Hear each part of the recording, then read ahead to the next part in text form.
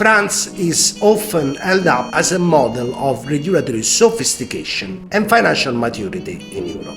Just to give an example, France introduced the concept of premarketing in its internal legislation already in 2016. Way ahead of Europe, which introduced it 3 years later with the Cross-Border Distribution Directive. But France is also a market with one of the most structurally entrenched models for fund distribution. French are also historically very protective of their internal markets.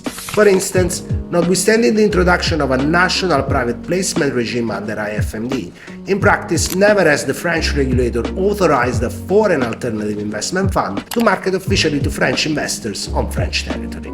At the heart of the fund distribution model in France lies Euroclear France. Euroclear is a centralized securities depository system. Most transactions in the French market pass through this network, which foreign funds can access only through recognized local intermediaries. Euroclear France plays a foundational role in the infrastructure of UCITS distribution in France. Its function is essentially to facilitate the settlement of fund transactions and ensure the safekeeping of securities in a standardized and efficient manner. For foreign UCITS managers, access to the French retail and institutional investor base effectively requires integration in this Euroclear system.